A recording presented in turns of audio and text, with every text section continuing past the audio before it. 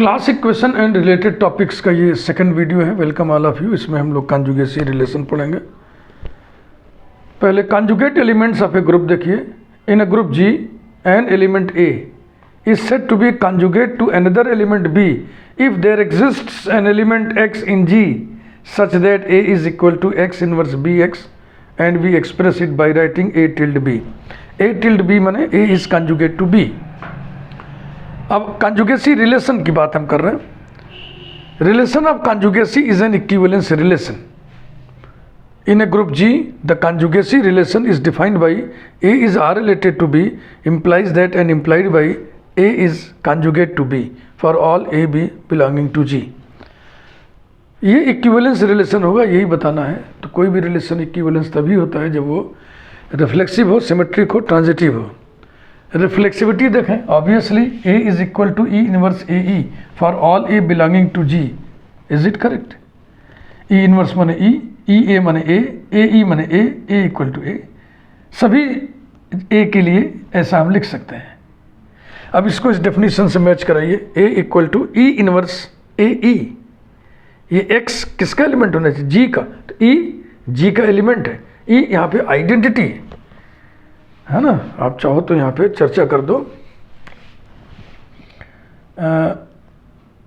Bracket में लिख दो, फुल स्टॉप लगा के एकदम अलग से सेंटेंस ब्रैकेट बंद करके हम लिख दे रहे हैं। Here e is the identity. E is the identity of the group G. ऐसा ठीक।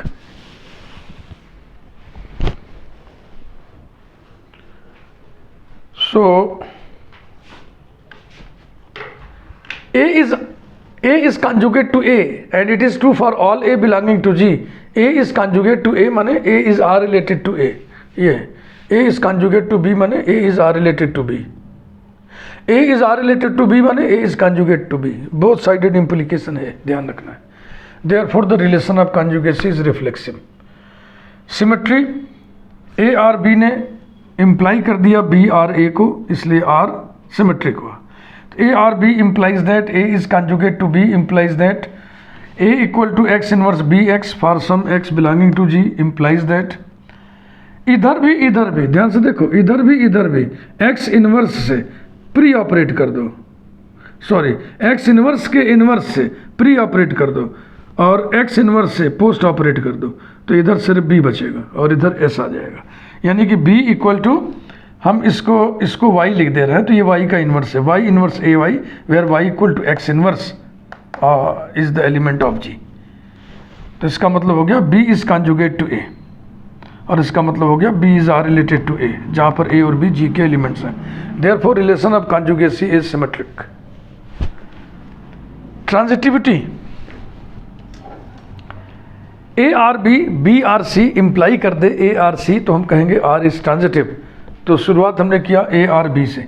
ए R B R C implies that A is conjugate to B is conjugate to C, implies that A equal to x inverse B X and B equal to Y inverse C Y for some X and Y belonging to G, implies that A equal to x inverse लिखा इसको, और ये जो B का मान है यहाँ से यहाँ लिख दिया। कलर इसीलिए चेंज कर दिया कि ये थोड़ा कनेक्ट होकर चमके आपको।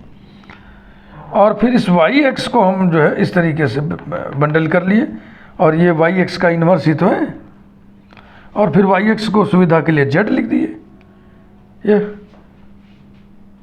तो अब यहाँ देखें, a equal to z inverse c z for some z equal to y x belonging to G, therefore a is conjugate to c and so a is R related to c where a b c are elements of G, therefore R is transitive. थोड़ी यहाँ जगह कम थी तो इसना full sentence में नहीं लिखा है। Relation of conjugacy is transitive. और फाइनली कंक्लूजन लिखिए कि रिफ्लेक्सिव सिमेट्रिक ट्रांजिटिव होने के नाते जो रिलेशन आर है, जो रिलेशन ऑफ कॉन्जुगेसी है, वो इक्विवेलेंस रिलेशन है। Finally we conclude that, paragraph change करके लिखिए।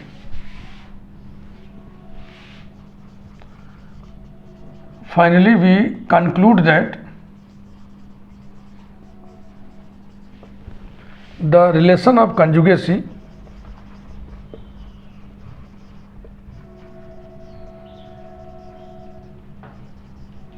is an equivalence relation.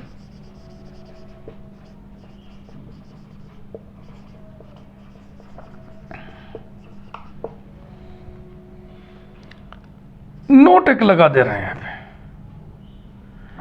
अभी अभी हमने पढ़ा कि अगर A कंजुगेट टू B हो तो B कंजुगेट टू A होगा बाई सिमेट्री। इसका मतलब अगर B कंजुगेट टू A है तो A कंजुगेट टू B होगा, ऐसा। दैट इज, ऐसा होने पर आप डेफिनेशन लिखे हो A equal to x inverse B X, और ऐसा होता तो आप डेफिनेशन लिखते B equal to x inverse A x.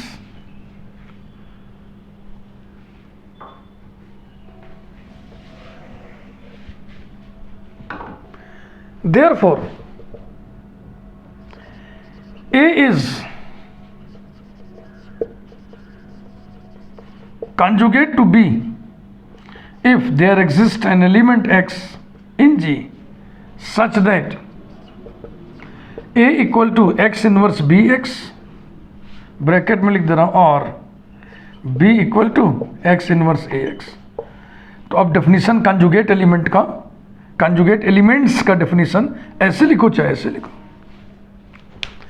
क्योंकि ये और ये एक ही बात है।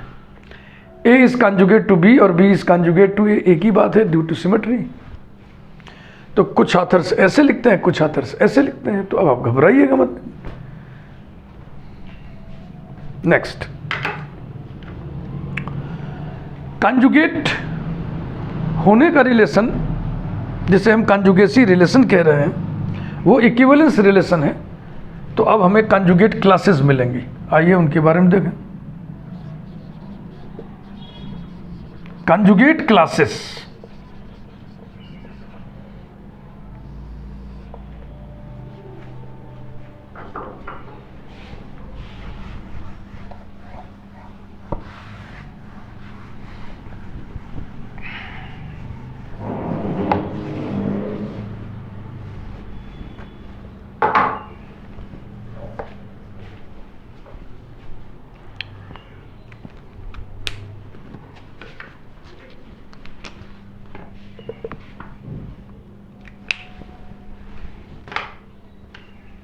let G be a group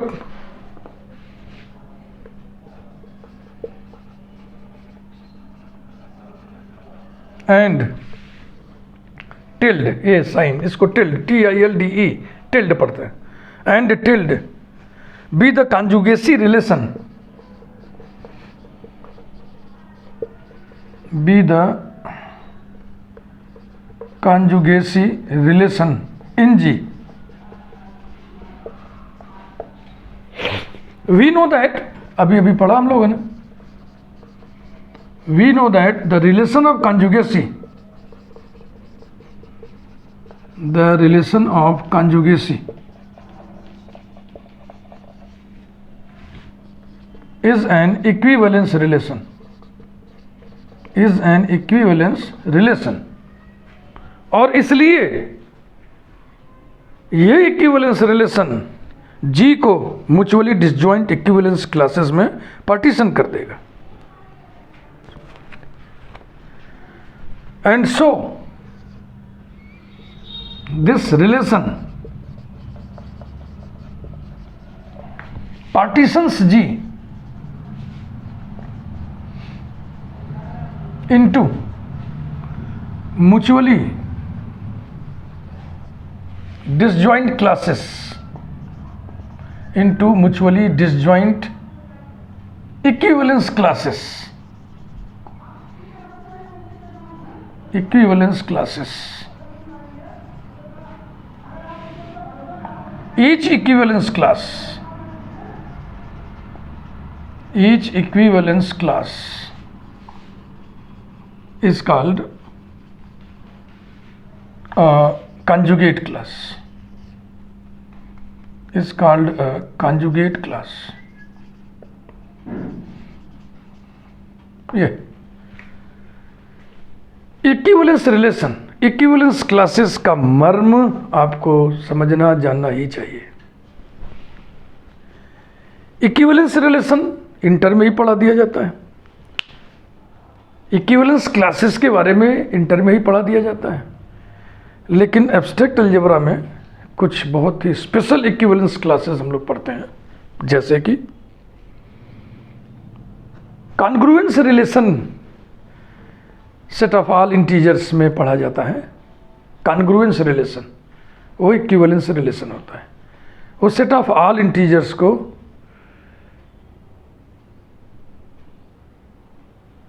equivalence classes में पार्टीशन कर देता है। उन इक्विवेलेंस क्लासेस को रेसिड्यू क्लासेस कहते हैं। इसके बाद राइट कोसेट डिकम्पोजिशन आपने देखा इक्विवेलेंस रिलेशन के माध्यम से। राइट कोसेट डिकम्पोजिशन भी लेफ्ट कोसेट डिकम्पोजिशन की तरह इक्विवेलेंस रिलेशंस के माध्यम से होता है। और अभी आप देख रहे हैं कंजुगेट क्लासेस, ये भी इक्विवेलेंस रिलेशन की मदद से पैदा होते हैं। लेट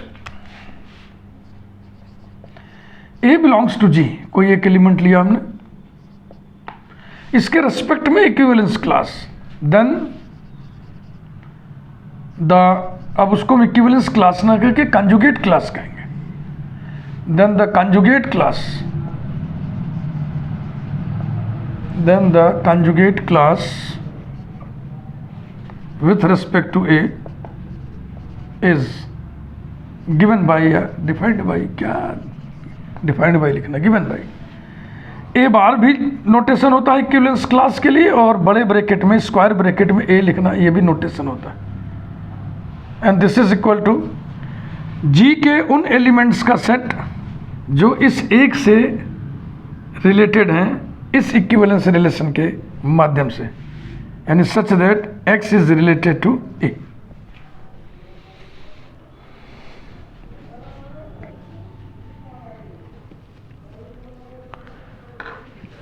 एक चेंज करेंगे हम, ये जो x हम यहाँ पे लेते हैं इसलिए इस x को खाली करिए, यहाँ y लिख दीजिए, ये y लिख दीजिए। और इसका नोटेशन होता है एक और, अच्छा चलो लिखो पहले curly bracket equivalence class y belonging to G such that y is conjugate to A। ये रहा, चूंकि इसके सारे एलिमेंट G से लिए जा रहे हैं तो ये G का सबसेट होगा। दैट इज, अब नया नोटेशन इसके लिए गढ़ा गया, देखो इसके लिए नया नोटेशन डाल दिया गया, C suffix A, capital C suffix A, conjugate class with respect to A equals to curly bracket y belonging to G such that y is conjugate to A means y is equal to x inverse AX for some x belonging to G। देखो अब इसको देखो, ये set है उस element y का जो इसके बराबर है, माने इस सेट के एलिमेंट y है और y ये है, माने कि सेट के एलिमेंट ये है, तो ये हो जाएगा curly bracket x inverse AX such that x belongs to G।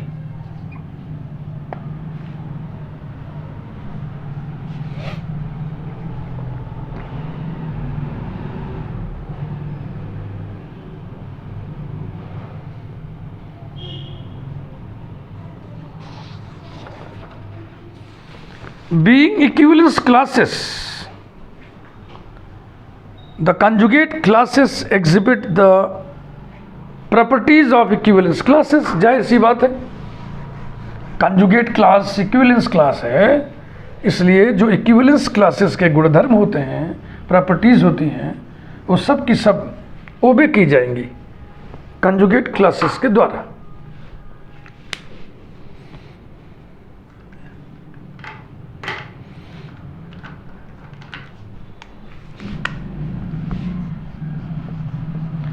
Being equivalence classes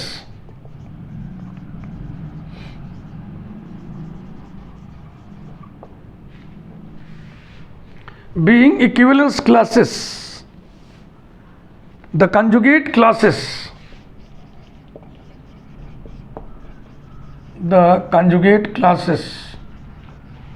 exhibit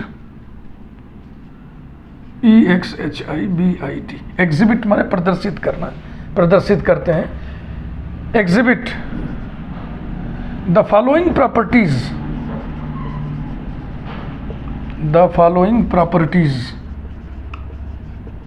of equivalence classes,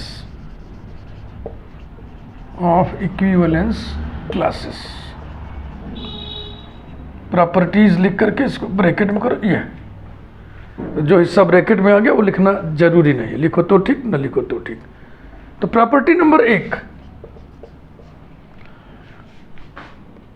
equivalence class with respect to A equal to equivalence class with respect to B implies that and implied by A is R related to B, R is equivalence relation।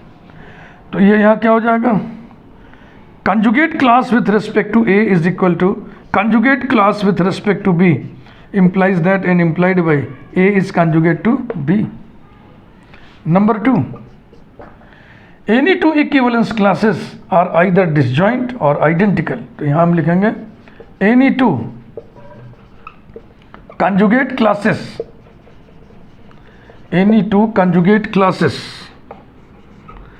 are either disjoint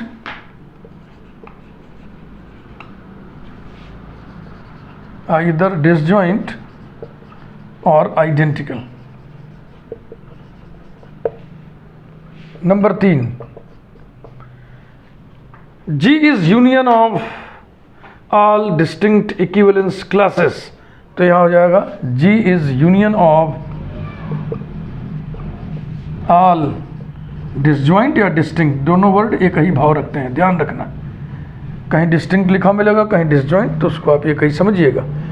G is union of all distinct conjugate classes, all distinct conjugate classes,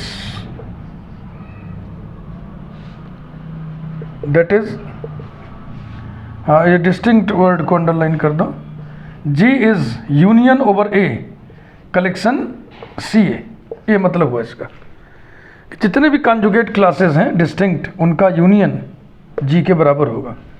और इस तरह by counting principle order of G will be sigma over A order of CA। याद है ना counting principal bye relation. ये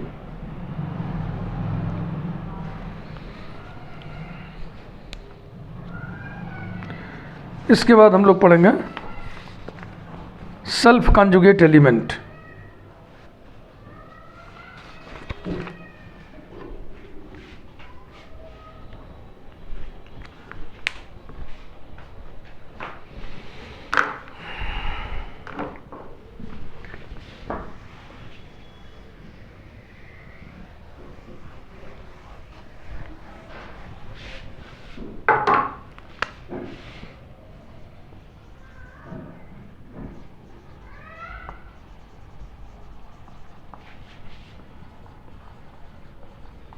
self conjugate element,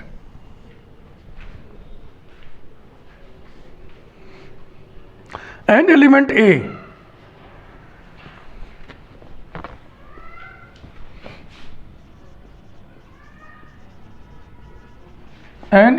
A is called a self conjugate element, is called a self conjugate element of group G। इसको ऐसे लिख दें तो अच्छा लगेगा। An element A belonging to G is called a self conjugate element of group G if A equal to x inverse AX for all x belonging to G। Results self conjugacy से 2 result हमको मिलेंगे, उनको आइए इकट्ठा करें। Number 1, conjugate जब define कर रहे थे A is conjugate to B, तो उसमें ये था ना कि there exist some x, in G such that, और सेल्फ कॉन्जुगेसी में यहाँ भी ए है, यहाँ भी ए है, और ये x arbitrary element of G हो गया। A equal to x inverse A x, ये ट्रू होना चाहिए सभी एक्स बिलोंगिंग टू जी के लिए। A is self conjugate, a is self conjugate implies that and implied by a equal to x inverse a x for all x belonging to g implies that and implied by x से pre operate कर दो तो हो जाएगा x, colour का इस्तेमाल कर लेना,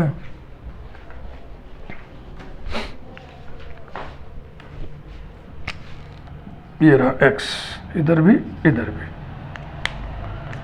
x a equals to x inverse A x for all x belonging to G. ये कलर लगाने ज़्यादा बढ़िया समझ में आता है ना। Implies that and implied by X A equal to, ये दोनों मिलके आइडेंटिटी हो जाएगा, आइडेंटिटी फिर इस ऑपरेशन में एब्जॉर्ब हो जाएगा। A x for all x belonging to G, इसका क्या मतलब हुआ?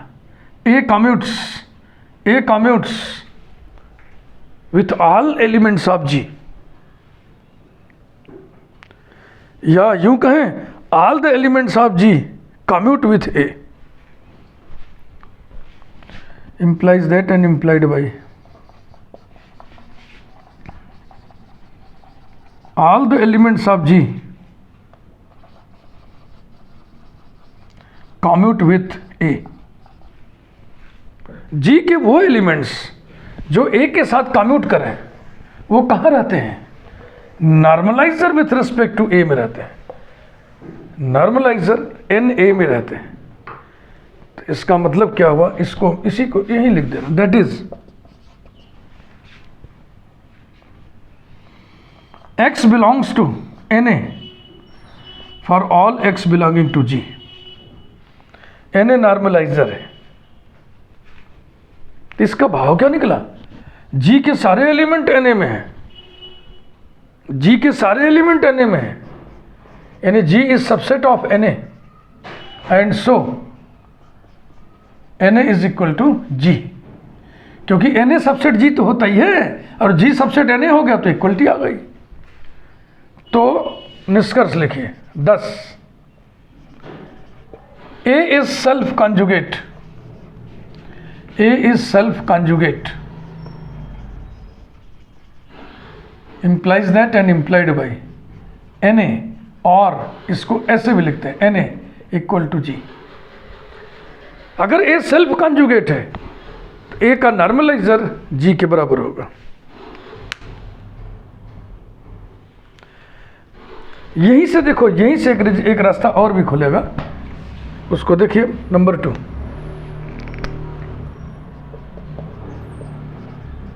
ए is self conjugate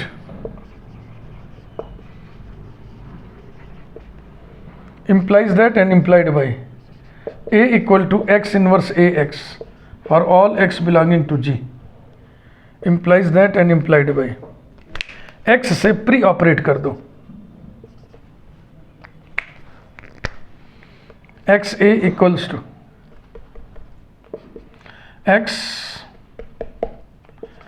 x inverse AX for all x belonging to G implies that and implied by x A equal to AX for all x belonging to G implies that and implied by। ये यहाँ तक देखो आ गए हम। यहाँ हमने कहा था कि G के सारे एलिमेंट A के साथ कम्यूट कर रहे हैं, और यहाँ हम ये कहने जा रहे हैं कि A commutes with all the elements of G।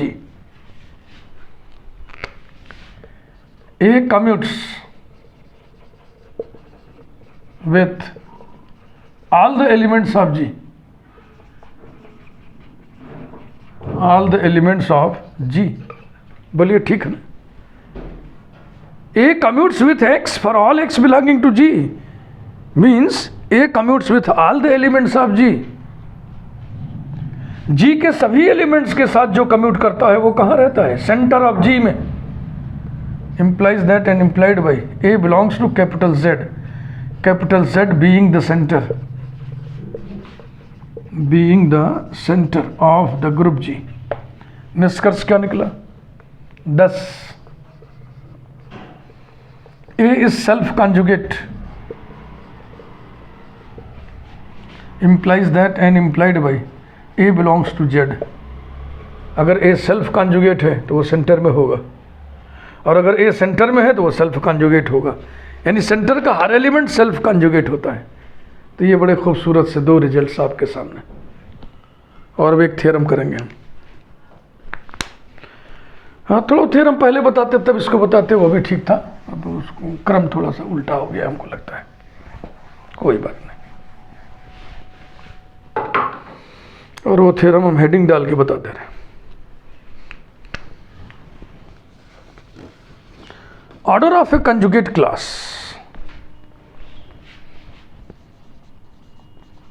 Order of a conjugate class,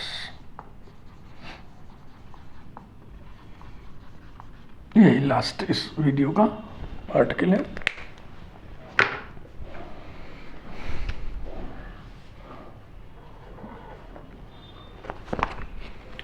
result ही पहले हम लिख दे रहे हैं। Order of conjugate class with respect to a, c a, ये बराबर होता है order of G upon order of N a, यही रिजल्ट है। और अब इसको प्रूफ हेडिंग डाल के बढ़िया से देखिए।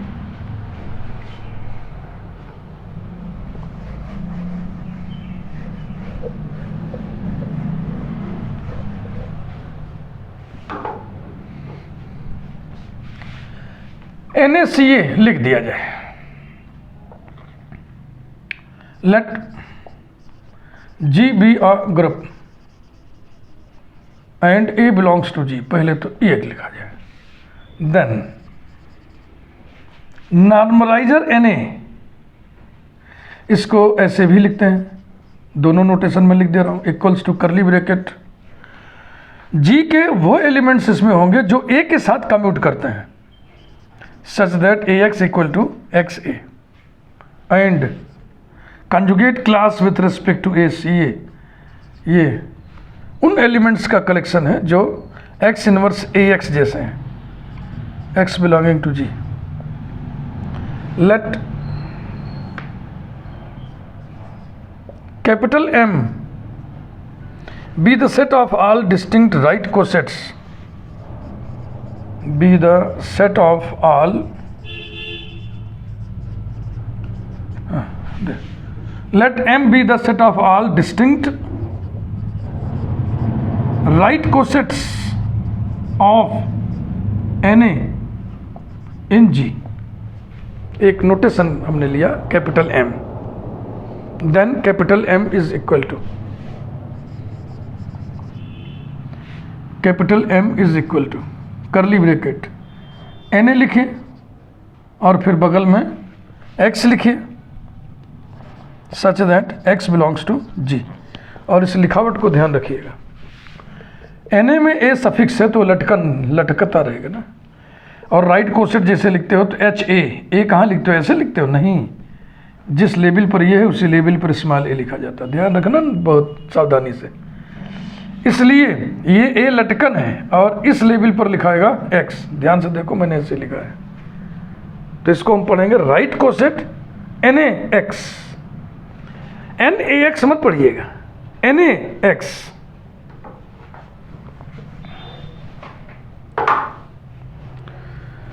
Let us define a correspondence, let us define a correspondence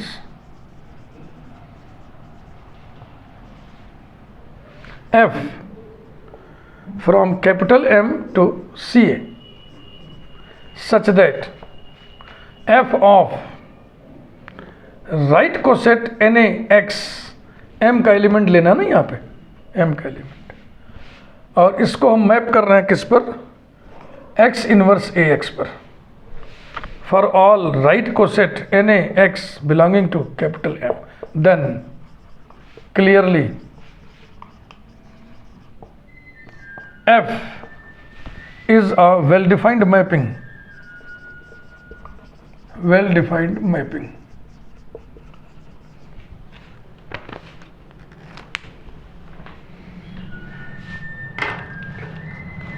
as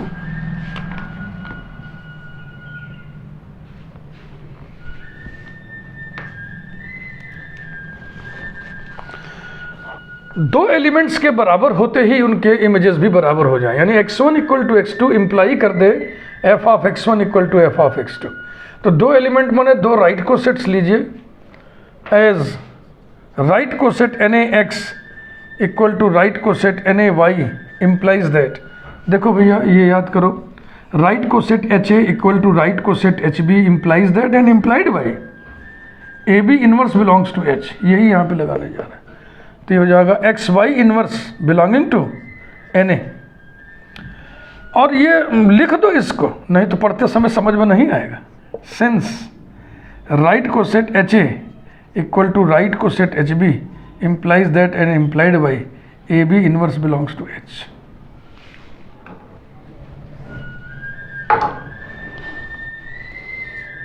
XY inverse belongs to NA, यहां तक पहुंच गया। NA में होना माने NA में कौन होता है?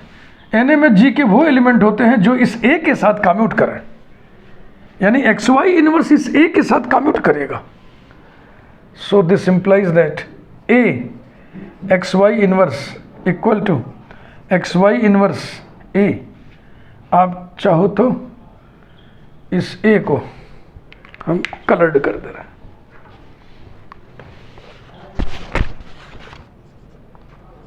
ये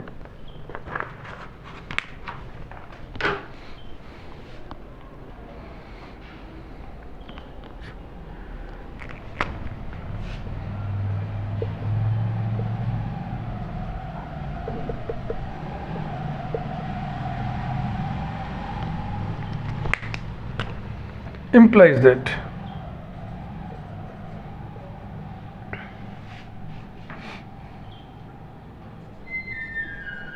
ये, अब गौर से देखो, कलर के माध्यम से ज़्यादा समझ में आएगा। AXY इनवर्स AXY इनवर्स, ये गलत हो गया ना, ये गलत हो गया, सॉरी। अब की बार A यहाँ रहेगा। ओए कहाँ गया ये हाँ, यूँ समझिए कि Z belongs to NA means AZ equal to ZA, ऐसा लिखा गया है।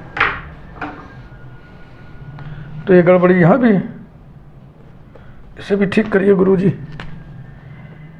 XY इनवर्स A, ये अब ठीक है ना, AXY inverse XY inverse A, X inverse से प्री ऑपरेट किया, Y से पोस्ट ऑपरेट किया, लेफ्ट हैंड साइड में भी राइट हैंड साइड में भी।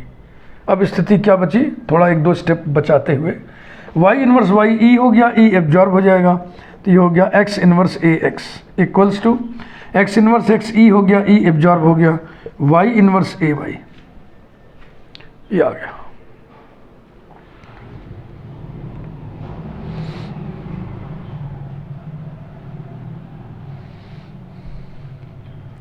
और ये डेफिनेशन देखें, X इनवर्स AX का मतलब क्या है, F of right coset NaX।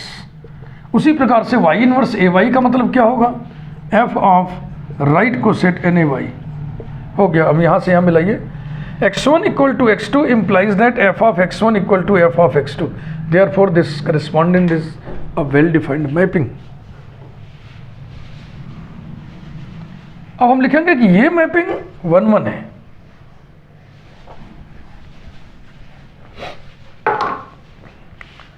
The mapping f is 1-1 because well defined का उल्टा काम करते हैं इसमें। f of x1 equal to f of x2 होने से x1 इक्वल टू x2 हो जाए, ये बैक गेयर करिए, because f of right coset NaX equal to f of right coset NaY implies that, ये इसका इस्तेमाल करें, x inverse AX equal to Y inverse AY।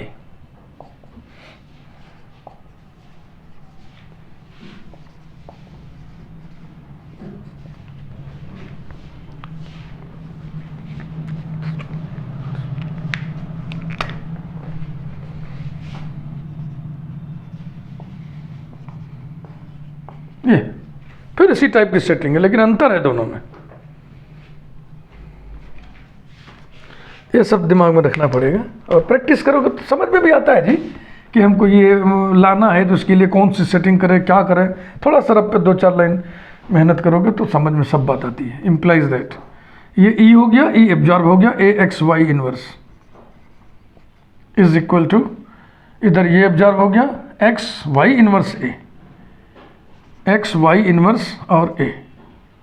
आप चाहें तो इस ए को कलर्ड कर दें,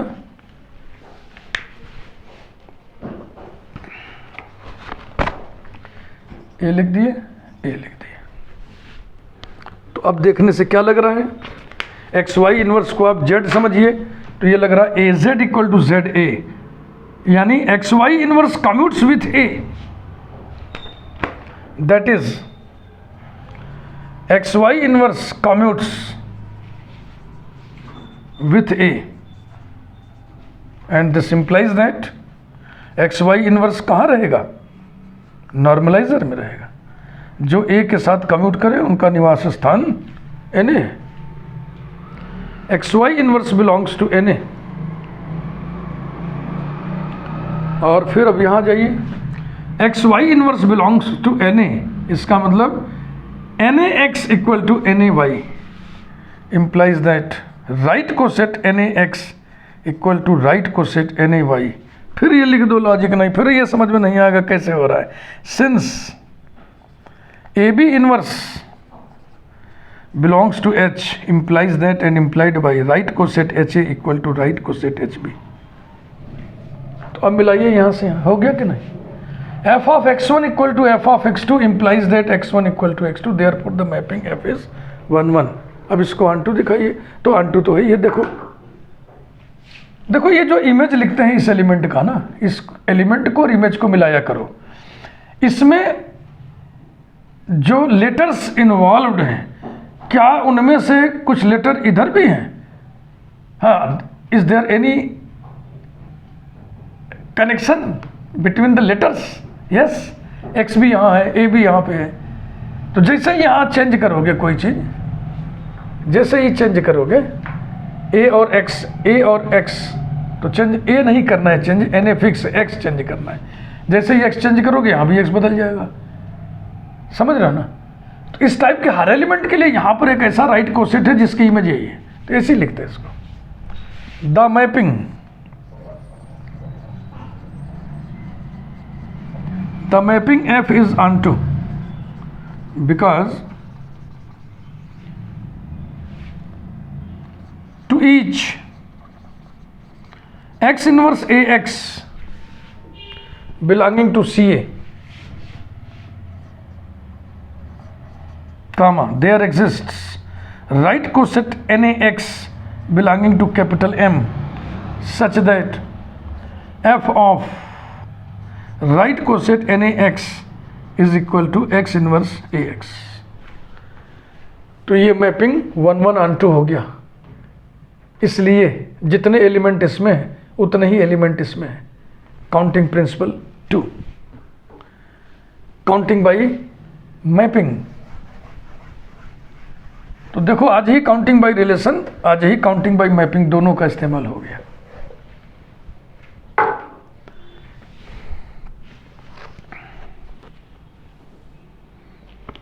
Thus, the mapping F from M to CA is a bijection, and so order of M equal to order of CA। ये हो गया।